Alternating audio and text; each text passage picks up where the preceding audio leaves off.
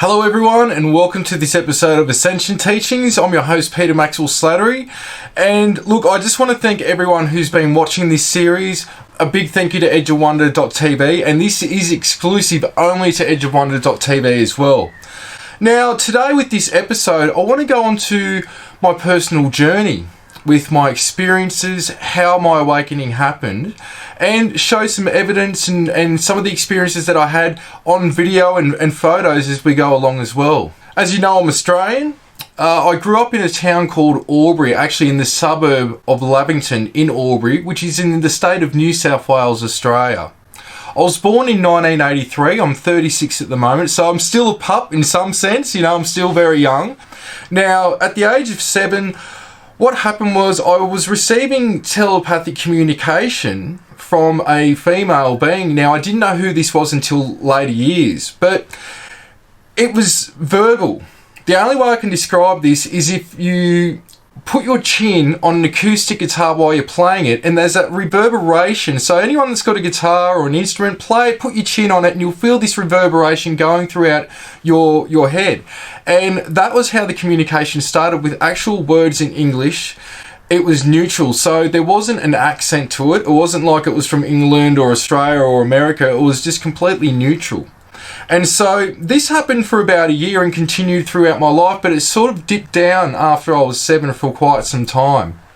Now, there was prophecies, predictions, certain things within the family, just in our general day-to-day life that I was getting a heads up on, and these things seemed to be correct. And I can remember going to the doctors with my mum and talking about this with the doctor, and the doctor was like, well, nothing negative's coming through, so I wouldn't worry about it too much. I think he was more on the imagination side of things, which is, quite okay if he's got no frame of reference for it. So, but what happened was, from that time period, I moved into a house with my mother and stepfather as they got married. And it was a brand new house, but I'd wake up, and what originally happened, as crazy as this sounds, is I would wake up to Kurt Cobain in my room, the singer of Nirvana. I was a big Nirvana fan even at that age, and it did freak me out. I'd pull the sheet up over my head and turn away from him, and just hope that he would go away, even though I was a big fan of Kurt Cobain. Now, looking back at that, it was, very strange experience. So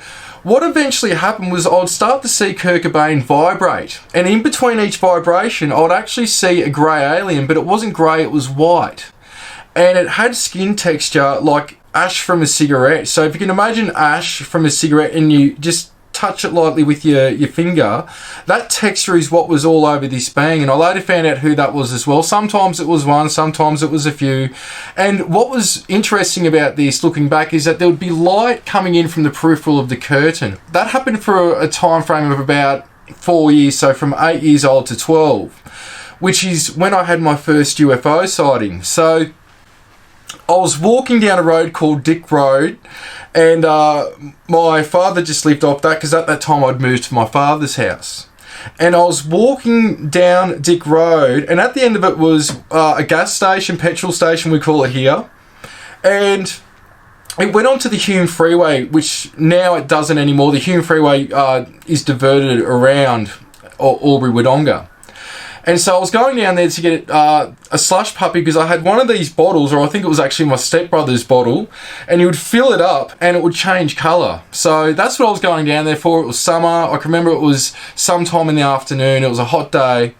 And what I saw was a craft go from, let's say the north, sort of slightly northeast, and it was going in front of Red Light Hill towards the west area, if I remember the directions correctly.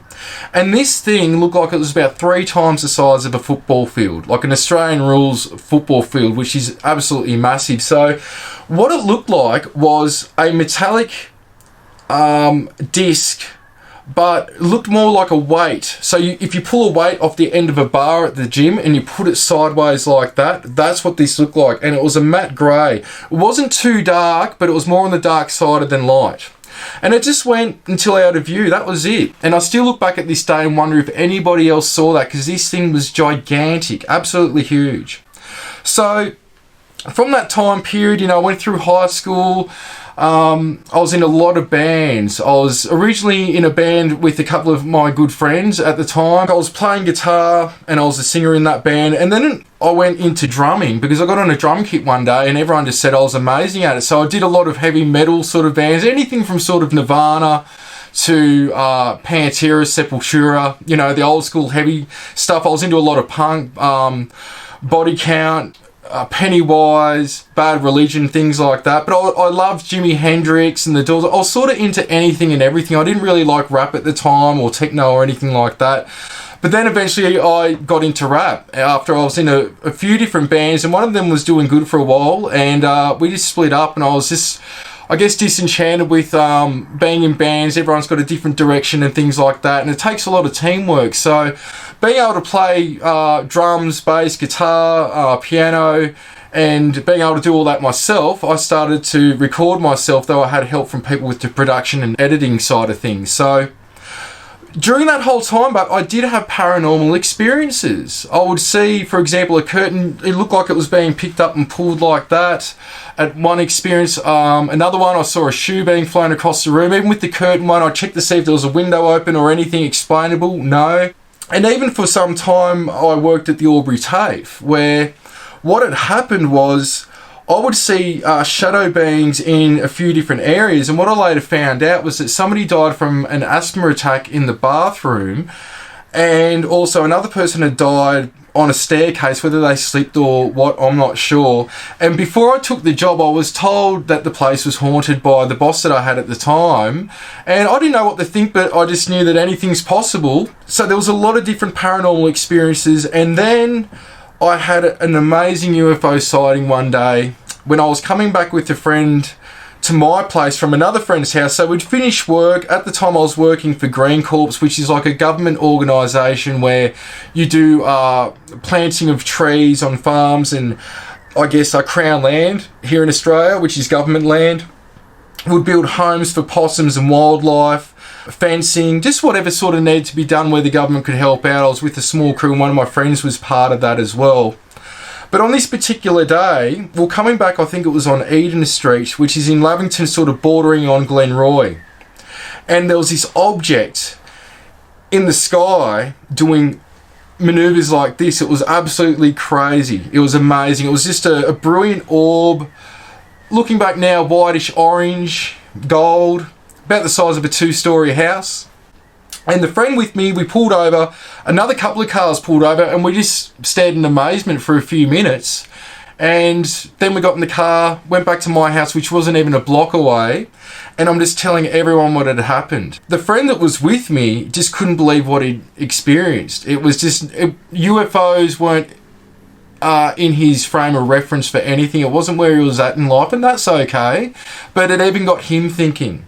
So after that time, I'd moved down to Melbourne with the rap career, and I was doing some cleaning and odd jobs to keep money coming through and that. And I was actually in the top 10 of the independent MP3 charts here for, probably 5 years in different genres, not just R&B or rap or hip-hop. And even my album, one of my singles was on the mainstream news here, which was quite amazing just for being somebody that does what they do. Music never does that here, get on the mainstream news. So after being in Melbourne for some time, I went up to Hollywood on the Gold Coast. It's known as the Gold Coast, and I had an apartment there for a while, and just things weren't working out. I didn't have the drive and passion I had anymore for it, and I just had to go back to my hometown.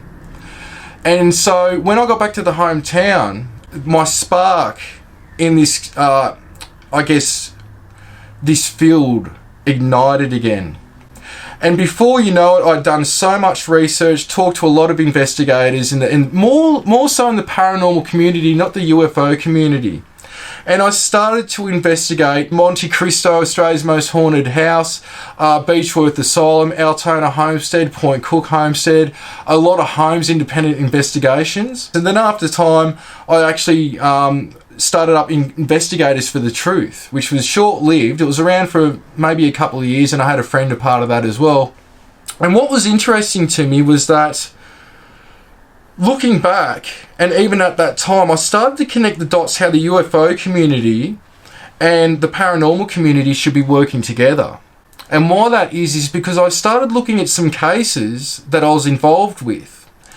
And I believe that some of the haunted locations, these people were actually having ET contact, and vice versa with some of the UFO stories. It wasn't alien or ET or anything like that. It was more that they were being haunted, or there was a residual or intelligent haunting going on. So an intelligent haunting is something where something can actually interact with you. It can move objects, it can communicate with you. And a residual is almost like a tape player playing it over and over, where you'll get the same activity, but you can't interact with it because it's not really conscious. It's an old energetic imprint in a certain type of area.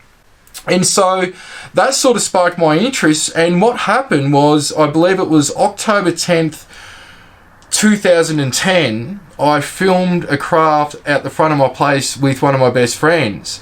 And he was skeptical. He's into this stuff and open to it, but he was very skeptical, and he couldn't even come to a conclusion with what it was that I was filming.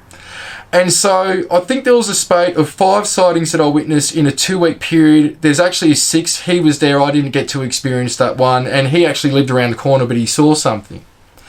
So not long after that, somehow I got on Prime News. I even emailed the Australian Air Services about this sighting, or sightings, a couple of times, and they said that the airport was shut in my area, that nothing's recorded in that area, that they've got no data. And I've still got the emails today. And so after that, I just stopped contacting them, because I'm like, well, we know it's not a helicopter. We knew it wasn't a drone. They were very new at the time, so it was sort of just discounted automatically. Plus, this thing was gigantic. And we knew, it wasn't an aircraft. It wasn't anything conventional. I was sort of bewildered by the whole situation. And not long after that, sightings continued of crafts, but also paranormal activity in my home. So around 2011, I started to interact and see these blue orbs in my home. Now, we all hear about these blue orbs, not just from myself or Corey Good, but a lot of people experience these blue orbs. I'm sure a lot of you watching this have experienced a blue orb as well, or had something like what I'm talking about so far. You've experienced, whether it's a craft in the sky or an orb or something paranormal. Not long after that, in 2011, December of 2011, I was in my lounge room, and what manifested was around a 7-foot tall liquid blue light beam that had some humanoid features, but it looked like it was not just made out of light. It's almost like hair gel in those clear containers, but it was moving. So if you can imagine that as like an aqua blue, that's what appeared in front of me. There was no communication. It was blissful. You were taken aback, but you didn't have time to react. You just sort of like, what is going on? And this was broad daylight during the day. And so not long after that, maybe a few weeks going into the 1st of January 2012, I was again in my lounge room, and I had a female being appear with her hands on her knees, bending over my coffee table, looking me straight in the eyes. And she started to communicate to me that I don't know who I am. This changed my life dramatically. And later I come to find out that the lady that was speaking to me when I was younger, this was her, and her name was Shiji. It was just really weird and freaky, but it was exciting at the same time. And what happened was, it was followed by a 6-month period of interactions with her, which were physical contacts. And eventually people got to see her in my apartment at the time. It was like at the end of a complex sort of thing. And I would be told on demand to go outside, and I'd go out, and there'd be a flying saucer, or there would be a shape-shifting craft. All this amazing and weird stuff would start to occur. And so a lot of this information is in my book Awakening. It's very complex, so I'm really just trying to skip a lot of stuff here, but give you the main points. And from that, my life had changed dramatically. Even with being on the news, and again later Sunrise, which is sort of equivalent to Good Morning America, I ended up having to leave jobs because of the ridicule, walking around town, people thinking that I'm loopy. All these sorts of things started to happen. And also surveillance, helicopters, weird things with clicks on the phone. all these things that you hear about, like a Hollywood movie, started to occur to me. And so from that, I was starting to take people out to an area called Bona outside of my hometown. And sightings would happen straight away. I took my mum and her best friend out. I took a lot of different people out. And so the thought, like I was saying in earlier episodes, that's communication. It's a way, it's multidimensional communication across all planes and dimensions. Thought, consciousness is the medium how we all interact with one another, whether it's different species or beings in different dimensions. And so really from there, everything continued. Other beings came into the picture. I started to interact with a being called Penke from Orion, a being called Patma from Sirius. And other beings started to come into the picture, but I continuously communicated and had experiences with Shiji and the Elohim. And there's a lot of photographic and video evidence and witness testimony to a lot of these experiences where people have been present. It got deeper and deeper and deeper. That, like, everything I've told you is the start of that rabbit hole that I started to go down. This is just the start of it, and it just in a thumbnail sketch sort of point of view as well. Now I'm going to leave it here. What I want to leave you with in this episode is a little exercise that I want you to do when you've got time, even just for 5 minutes. But I recommend maybe 10, 15, 20 minutes doing it. I want you to find a comfortable spot. Maybe lay down would be a good way to do this. And I want you to do a clearing and then just clear your mind. And I just want you to lay there and observe sensations on the body. Because it's very important to be able to sense sensations and feel things with what we're going to be going into. So just lay there, observe the body. Don't try to think of anything. Don't try to do anything. You may start to get imagery, things of that nature. You may start to get communication, which is quite fine. But the purpose of this is I want you to sense the energies and sensations. So just lay there and you'll understand this more down the track of why I'm saying this, because this is part of contact. Being very aware of the touch sensation, because our energy bands overlap other entities and the byproduct is sensation. And that's what happens when there's communication, whether they're physical or non-physical or just out of phase. This is a byproduct that happens with contact all the time, and I'm trying to wean you into this because we're going to go into the light body, ascension, the rainbow light body, and how first it's about us helping ourselves and being the best us before we go any further, which paves the way for initiating contact, which I believe we're already all in contact, but going to that next level, the self-mastery aspect. So thank you for watching this episode. I hope you enjoyed, and peace out. Thank you.